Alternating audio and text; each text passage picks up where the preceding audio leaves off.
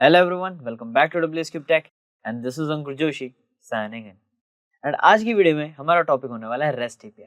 हम जानेंगे REST API क्या होते हैं, इसके बारे में थोड़ी सी डिटेल्स हम समझेंगे ताकि इसकी वर्किंग को हम अच्छे से समझ पाएं और आगे जब हम पेनिट्रेशन टेस्टिंग परफॉर्म करेंगे तब हम जहाँ पे भी ये इम्प्लीमेंटेड है वहाँ पे उसकी वर्किंग को समझ के उसको पेनिट्रेट कर पाएंगे। तो इसीलिए हमें इसके बारे में जानना जरूरी है। तो अब ये तो क्लियर हो चुका है आपको कि हमारे लिए इंपॉर्टेंट क्यों है। तो अब जब इंपॉर्टेंट है चलिए शुरू करते हैं।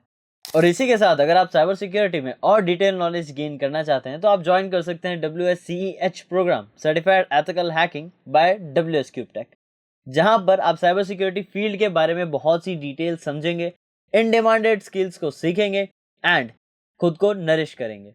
तो बिना किसी देरी के अब वीडियो को आगे शुरू करते हैं। Let's get started. देखिए, सबसे पहले REST API के बारे में बात करते हैं। REST है, जैसा कि आप देख पा रहे हैं, रिप्रेजेंटेशनल स्टेट ट्रांसफर, यही है REST का फुल फॉर्म। REST का फुल फॉर्म है रिप्रेजेंटेशनल स्टेट ट्रांसफर। तो ये है हमारे REST का फुल फॉर्म। अब देखिए इसकी वर्किंग क्या है। इन सिंपल वर्ड्स, एक सर्वर जो है, एक सर्विस जो है, वेब सर्विस, कोई भी पर्टिकुलर वेब सर्विस हो, उसको इसके कुछ कंस्ट्रेंट्स को, यानी इसके कुछ डिफाइंड कंस्ट्रेंट्स है, 6 कंस्ट्रेंट्स है, उनको फॉलो करना होता है। अगर वो फॉलो कर रही है तो वो सारी चीजें REST API के थ्रू आएगी एंड वहां पे वेब ट्रांजैक्शंस काफी फास्ट होंगे। अब ऐसा इसीलिए क्योंकि ये काफी सिंपल और फ्लेक्सिबल है और यहाँ पे बिना प्रोसेसिंग के वेब सर्विसेज को एक्सेस करा जा सकता है। अब यहाँ पे ये जो 6 कंस्ट्रेंट्स है, इन्हीं की मदद से ये चीजें पॉसिबल है। अब ये 6 कंस्ट्रेंट्स कौन से है, इनको हम देखते हैं। देखिए, सबसे पहला कंस्ट्रेंट है हमारा क्लाइंट सर्वर, सेकंड है यूनिफॉर्म इंटरफेस, थर्ड है लेयर्ड सिस्टम, फोर्थ है स्टेटलेस, 5 है code on demand and 6th है कैशे। अब कोड ऑन डिमांड ये थोड़ा ऑप्शनल रह जाता है कई बार। अब ये इतना जरूरी नहीं है, ऑप्शनल रहता है, बट तो भी इसमें फायदा रहता है। तो इन चीजों को आप एक एक करके सीखते हैं कि सबसे पहले क्लाइंट सर्वर क्या है। तो देखिए, यहाँ पे क्लाइंट सर्वर की बात हम कर रहे हैं। यहाँ पे क्लाइंट और सर्वर आप जानते हैं, एक डेटा रिक्वेस्ट कर रहा है और एक डेटा फॉरवर्ड कर रहा है। अब यहाँ पे दोनों के बीच जो ट्रांजेक्शन हो रहा है वो किस तरीके से होगा, इस चीज का ध्यान क्लाइंट सर्वर कंस्ट्रेंट रखता है। अब यहाँ पे जो भी कंपोनेंट्स हैं उनको अकॉर्डिंगली सेपरेट कर दिया जाता है, यानी जिस तरीके से ऑर्गेनाइज कर रहा है, जिस तरीके से डिमांड कर रहा है एक क्लाइंट, उस तरीके से उसको प्रोवाइड करा जाता है। अब ये सारी चीजें एक URI यानी एक यूनिफॉर्म रिसोर्स आइडेंटिफायर उसमें प्रेजेंट होती है, क्योंकि जो हम रिक्वेस्ट भेज रहे हैं वो URI ही है। URI के अंदर जो डेटा हमने मांगा है उसके अकॉर्डिंग कंपोनेंट्स डिवाइड होंगे और हमारा सर्वर हमें ये चीज प्रोवाइड करेगा। अब इसी की वजह से सर्वर के कंपोनेंट जो है वो काफी सिंप्लीफाइड रहते हैं एंड हमारी स्केलेबिलिटी जो है काफी हद तक इंप्रूव होती है। एंड साथ ही साथ यहाँ पे यूजर इंटरफेस का भी बहुत अच्छा रोल आता है अलग अलग क्लाइंट के प्लेटफॉर्म्स पे। कैसे? अगर पर्टिकुलर क्लाइंट का प्लेटफॉर्म UI अगर वेब डिजाइंड है तो वहां पे वेब का शो होगा। अब यहाँ पे अगर एंड्रॉइड है तो एंड्रॉइड के हिसाब से शो होगा। तो यानी जो भी मल्टीपल प्लेटफॉर्म्स हैं उनके अकॉर्डिंग यूजर इंटरफेस यहाँ पे एक सर्वर क्लाइंट को प्रोवाइड करेगा, उसके अकॉर्डिंग पोर्टेबिलिटी देगा। यानी बार बार हर एक को अलग अलग चीजें नहीं प्रोवाइड करेगा, एक ही रिसोर्स से अकॉर्डिंगली जो भी उसका ऑपरेटिंग सिस्टम है, जो भी एक प्लेटफॉर्म है, उस प्लेटफॉर्म के अकॉर्डिंग वो वर्क करेगा। तो ये था क्लाइंट सर्वर। अब ये चीज जरूरी है, इस तरीके से ये चीजें बनाएगा। नेक्स्टली अब बढ़ते हैं हमारे सेकंड पॉइंट पे, जो कि स्टेटलेस। अब स्टेटलेस क्या कर रहा है? देखिए, जरूरी नहीं है एक पर्टिकुलर स्टेट कंटिन्यूअस में रहे। ये क्या करते हैं, यहाँ पे जो भी नेसेसरी इन्फॉर्मेशन है वो एक साथ एक सर्वर तक पहुंच जाती है। ये क्यों होती है? जो भी इन्फॉर्मेशन एक सर्वर को नीड होती है वो सारी वो फर्स्ट रिक्वेस्ट में ही ले लेता है, ताकि वो अच्छे से अपने क्लाइंट को समझ पाए और क्या क्या इन्फॉर्मेशन उसको प्रोवाइड करनी है वो वहां पे परफॉर्म कर पाए, ताकि जो एक रिक्वेस्ट करी है एक यूजर ने उसको कंप्लीटली अंडरस्टैंड करके जो भी रिसोर्स उसे मांगी है वो उसको प्रोवाइड कर सके। और इसीलिए क्लाइंट एप्लीकेशन जो है पूरा सेशन का स्टेट रखती है। यानी पूरा सेशन स्टेट किसके कंट्रोल में रहेगा? क्लाइंट के कंट्रोल में। क्लाइंट के एंड करते ही पूरा सेशन स्टेट एंड हो जाएगा इन चीजों में, ताकि कोई भी डेटा का ट्रांजैक्शन जो कि वो यूजर नहीं चाहता है वो उन मोमेंट में ब्लॉक हो जाए या फिर एंड हो जाए। इस चीजों के लिए स्टेटलेस यहाँ पे हमारी काफी हेल्प करता है, स्टेटलेस कंस्ट्रेंट। नेक्स्ट यहाँ पे, अब जबकि कनेक्शन का पूरा सेशन स्टेट पूरा एक क्लाइंट के पास है, तो सर्वर क्या है, किसी भी प्रीवियसली स्टोर्ड इन्फॉर्मेशन का एडवांटेज नहीं ले सकता। यानी कोई भी ऐसी इन्फॉर्मेशन जो पहले सर्वर के पास स्टोर्ड थी उसका एडवांटेज वो नहीं ले पाएगा, या उसका रिप्लाई उसके अकॉर्डिंग नहीं दे पाएगा, या फिर कुछ ना कुछ उसके साथ छेड़छाड़ नहीं कर पाएगा। क्यों? क्योंकि पूरा सेशन स्टेट जो है वो क्लाइंट के पास है। और ऐसा किस वजह से हो पा रहा है? स्टेटलेस कंस्ट्रेंट की वजह से। तो ये एक और हमारा इंपॉर्टेंट पॉइंट हो गया। अब ये सारे 6 पॉइंट्स मिला के ही एक REST API की पूरी फंक्शनैलिटी बनती है और वहां पे उसका यूजेज आता है। नेक्स्ट पॉइंट की तरफ हम बढ़ते हैं। नेक्स्ट यहाँ पे कैशे। अब यहाँ पे जो भी रिस्पॉन्स, कैशे का मतलब क्या है, कैशे आपको पता है एक फॉर्म में डेटा स्टोर होता है। अब अगर कोई डेटा सर्वर चाहता है आपके डिवाइस में या आपके अकाउंट के सेशन में स्टोर हो, तो वो वहां पे उसको कैशे लेबल करेगा, और अगर नहीं तो अनकैशेबल यहाँ पे शो करेगा। अब इंपॉर्टेंट पॉइंट यही है, जो भी डेटा एक वेब सर्वर चाहता है REST API के थ्रू जो जा रहा है, वो अगर कैशे में स्टोर हो तो उसको कैशेबल बताना पड़ेगा, और अगर नहीं स्टोर हो तो अनकैशेबल। ऐसे सभी डेटा को, सभी रिस्पॉन्सेज को उसे लेबल करना होगा, तभी जाके वो अच्छे से परफॉर्म कर पाएगा। अब इसकी वजह से क्या होने वाला है, अगर यहाँ पे कैशेबल है एक पर्टिकुलर रिक्वेस्ट, जैसा कि आप देख पा रहे हैं कैशेबल रिक्वेस्ट है, क्लाइंट एप्लीकेशन के पास राइट होगा उस इंफॉर्मेशन को रीयूज करने का, यानी वो रीयूज कर सकता है उस पर्टिकुलर इन्फॉर्मेशन को अगर वो कैशेबल है तो। क्यों? क्योंकि वो कैशेबल है, वो फॉर्म में स्टोर हो गई है एंड उस स्टोर डेटा को वो यूज कर सकता है।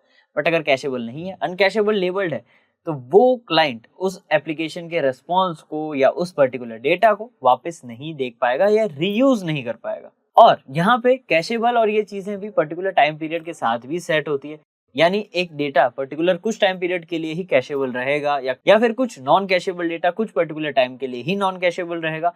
ये पूरा एक सर्वर डिसाइड करता है, तो ये हो गया हमारा कैशे कंस्ट्रेंट। नेक्स्ट कंस्ट्रेंट की तरफ बढ़ते हैं, जो कि हमारा यूनिफॉर्म इंटरफेस। अब ये क्या कर रहा है, पहला आइडेंटिफिकेशन ऑफ रिसोर्सेज क्या क्या है उसको आइडेंटिफाई करना इसका सबसे पहला काम है। अब रिसोर्सेज इसने आइडेंटिफाई कर ली, नेक्स्ट है इसको मैनिपुलेट करना थ्रू रिप्रेजेंटेशंस। अब मैनिपुलेशन यहाँ पे कहाँ आ रहा है, यहाँ पे यूनिफॉर्म इंटरफेस में एक पर्टिकुलर यूजर इंटरफेस अलग अलग है, यानी मैं अगर लैपटॉप से कनेक्ट कर रहा हूँ एक एपीआई को, आप एक फोन से एपीआई को कॉल कर रहे हैं, तो ये कॉलिंग प्रोसेस आपका और मेरा सेम है बट डिवाइसेस अलग अलग है। तो उसको रिप्रेजेंटेट, यानी मेरे सिस्टम पे अलग रिप्रेजेंटेशन होगी, आपके सिस्टम पे अलग रिप्रेजेंटेशन होगी, वो कौन ध्यान रखता है, यूनिफॉर्म इंटरफेस। यानी एक ही एपीआई अलग अलग इंटरफेसेस पे क्या रिस्पॉन्ड करना है, क्या डेटा, वो मैनेज करता है, ना कि अलग अलग चीजें अलग अलग के लिए।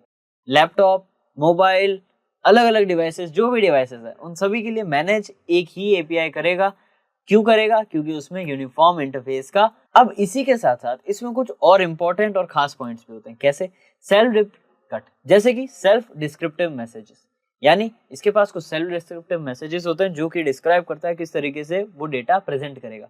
कुछ डेटा सिर्फ मोबाइल में ही शो होना चाहिए, कुछ डेटा सिर्फ लैपटॉप में ही शो होना चाहिए, तो वो डिफाइंड रहता है, तो वो सेल्फ डिस्क्राइब्ड होते हैं, उनमें डिस्क्रिप्शन या डिटेल्स पहले से ही प्रेजेंट होती है। और साथ ही साथ यहाँ पे हाइपरमीडिया, अब एप्लीकेशन इंजन में जहाँ पे भी हाइपरमीडिया यूज होता है वो यहाँ पे यूनिफॉर्म इंटरफेस ध्यान रखता है। तो हाइपरमीडिया का भी रोल अलग अलग आता है। कैसे? एक पर्टिकुलर इमेज है, उसका रेशियो क्या सेट होगा, आपके फोन में अलग होगा, लैपटॉप में अलग होगा, किसी और डिवाइस में अलग होगा। ये कैसे पता चल रहा है? यूनिफॉर्म इंटरफेस कंस्ट्रेंट की वजह से। तो ये सारी चीजें हैं जो हेल्प करती है। नेक्स्टली अब बढ़ते हैं हमारे नेक्स्ट पॉइंट पे, जो कि है लेयर्ड सिस्टम। अब ये काफी इंपॉर्टेंट है, क्योंकि पर्टिकुलर सर्वर पे जब एक क्लाइंट रिक्वेस्ट कर रहा है तो उसे नहीं पता किस सर्वर के पास कौन सा डेटा है, वो तो बस एक सर्वर से कॉल कर रहा है एंड वहां से उसको रिस्पॉन्स मिल रहा है। लेकिन यहाँ पे लेयर्ड सिस्टम होने की वजह से एक लेयर जिससे रिक्वेस्ट करी जा रही है, यानी क्लाइंट जिसको रिक्वेस्ट कर रहा है, उसके इंटरनल भी और लेयर्स होगी जहां से वो डेटा लाएगा, बट क्लाइंट को सिर्फ एक ही लेयर दिखेगी, जिससे एक सिक्योरिटी भी बन जाती है, डेटा का फ्लो भी स्मूथ रहता है, और साथ ही साथ एक लेयर होने से हियरार्चिकल फॉर्मेट भी बन जाता है कि कौन सा डेटा कहाँ पे होगा, किस चीज पे क्या स्टोर होगा, सारी चीजें एक कैटेगरी वाइज स्टोर रहती है। कॉल एक ही को करेगा, लेकिन लेयर्ड सिस्टम हियरार्ची फॉर्मेट होने की वजह से क्या चीज कॉल करी है उसे पता है, वो वहां पे उस डेटा को कॉल आउट करेगा एंड यूजर तक दे देगा। ये बहुत ही हेल्पफुल फीचर है और यहाँ पे कंपोनेंट्स के बिहेवियर को कंस्ट्रेन करने में ये बहुत हेल्प करता है। तो ये बहुत जरूरी है, क्योंकि अलग अलग फॉर्मेट पे अलग अलग सिक्योरिटी होनी जरूरी है, एक लेयर होनी जरूरी है। अब अगर एक लेयर्ड सिस्टम बना है और एक ही लेयर यूजर तक जा रही है तो काफी अच्छा है, बाकी लेयर्स अपने आप में सिक्योर रहेगी। और अगर एक लेयर ब्रेकडाउन भी होती है तो भी इजीली पता चल जाता है, क्योंकि वो सारा हियरार्चिकल फॉर्मेट में एक आर्किटेक्चर फॉर्म हुआ है। तो ये था हमारा लेयर्ड सिस्टम। नेक्स्ट बढ़ते हैं, जो कि हमारा कोड ऑन डिमांड। अब कोड ऑन डिमांड आपको पता है, आप कोई डिमांड पे कुछ कोड कर रहे हैं, अब यहाँ पे एक क्लाइंट अपनी फंक्शनैलिटीज को एक्सटेंड कर सकता है। अब ये चीज अगर वहां प्रेजेंट है तो कैसे? यहाँ पे एक यूजर अगर कुछ पर्टिकुलर कोड एक्सटेंड मांग रहा है या कुछ रिक्वेस्ट कर रहा है, जो कि हर यूजर नहीं कर रहा, बट अगर ये फंक्शनैलिटी है तो ये चीज कर सकता है। अब इसका एग्जांपल कैसे? लेट्स सपोज आपने मेरे से HTML फाइल मांगी, मैं आपको HTML फाइल भेज रहा हूँ, बट अगर किसी और ने PDF फाइल मांगी है तो मुझे HTML फाइल को PDF में कन्वर्ट करके फिर शेयर करना होगा। अब ये कन्वर्जन का प्रोसेस हर कोई नहीं करवाता या हर कोई करता नहीं है। एक क्लाइंट क्या कर रहा है, पर्टिकुलर एक्सटेंट पे अपनी सर्विस को बढ़ा रहा है। अब यहाँ पे एग्जांपल मैं कैसे दे सकता हूँ, आपने मुझसे पीडीएफ फाइल मांगी है, मैंने आपको पीडीएफ फाइल सेंड कर दी। अब किसी ने अगर उसको वर्ड फाइल मुझसे मांगी है तो मुझे क्या करना होगा, फाइल को कन्वर्ट करना होगा। अब फाइल को हर कोई कन्वर्ट करके रिक्वेस्ट नहीं कर रहा है, बट ये फंक्शनैलिटी अगर मैं प्रोवाइड कर रहा हूँ, एक एपीआई प्रोवाइड कर रहा है, तो वहां पे वो चीज परफॉर्म होगी। यानी एक यूजर के, क्लाइंट के, जो उसने फंक्शनैलिटी मांगी उसको एक एंड तक एक्सटेंड कर दिया गया, यानी उसका कट, यानी उसकी फंक्शनैलिटीज बढ़ गई। अब यहाँ पे ये किस लिए हो पा रहा है, क्योंकि जो फंक्शनैलिटी के जो एक्स्ट्रा कोड है वो सिस्टम में डाउनलोड हो जा रहा है, यानी जावास्क्रिप्ट के थ्रू सिस्टम में डाउनलोड हो रहे हैं, या किसी और फॉर्मेट के थ्रू भी वो डाउनलोड होकर वहां पे एग्जीक्यूट करके वो फंक्शनैलिटी एक यूजर को प्रोवाइड कर रहे हैं। अब ये जरूरी नहीं है हर वेबसाइट में या हर वेब सर्विस में हो, बट अगर कोई चाहता है ये पुटअप करना तो वो पुटअप कर सकता है। अब यहाँ पे ये सारी चीजें एप्लेट्स या स्क्रिप्ट्स के फॉर्मेट में होती है, जैसा कि मैंने अभी आपको बताया जावास्क्रिप्ट एक बेस्ट एग्जांपल है इस फंक्शनैलिटी का। नेक्स्टली यहाँ पे इसकी मदद से एक चीज और हो सकती है जो कि काफी अच्छी फंक्शनैलिटीज है, जैसा कि आप देख पा रहे हैं, 4th point, reducing the number of features required to be pre implemented. यानी जो फीचर्स प्री इम्प्लीमेंट होने चाहिए थे उनको रिड्यूस कर देता है। क्यों? क्योंकि जरूरी नहीं है हर यूजर को सारे फीचर्स प्री इम्प्लीमेंटेड चाहिए। अगर उसे कोई ऐसा फीचर चाहिए जो प्री इम्प्लीमेंटेड होना चाहिए तो वो एक बार में इम्प्लीमेंट करके डिटेल ले सकता है। तो ये सारे फीचर्स उसको वहां पे मिल जाएंगे। जरूरी नहीं है सारे फीचर्स एक टाइम पे इम्प्लीमेंट हो, जिससे वेब सर्विस जो है वो फास्टली इम्प्लीमेंट होगी। तो ये काफी अच्छी चीज है, जिससे ये सारी चीजें काफी फास्टली होगी, एक्सटेंसिबिलिटी बढ़ेगी, फ्लेक्सिबिलिटी बढ़ेगी, जिससे पूरा रेस्ट एपीआई का फॉर्मेट एंड स्ट्रक्चर परफेक्ट बनेगा।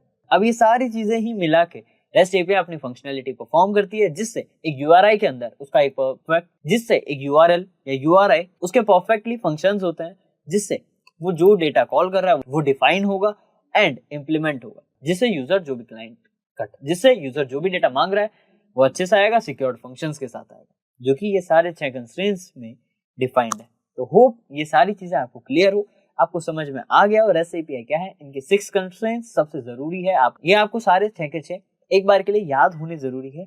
एक बार के लिए इनकी फंक्शनैलिटी आपको ध्यान होनी चाहिए, ताकि जब हम इसको प्रैक्टिकल करेंगे एक एक फंक्शनैलिटी कहाँ यूज हो रही है आपको ध्यान में आनी चाहिए, समझ में आनी चाहिए, रिकॉल होनी चाहिए, ताकि वहां पे आप रेस्ट एपीआई की जब पेनिट्रेशन टेस्टिंग करोगे आप उसको इजीली समझ पाओ, राइट। तो ये चीजें अच्छे से नोट डाउन कर लेनी है। एंड अभी के लिए वीडियो में इतना ही।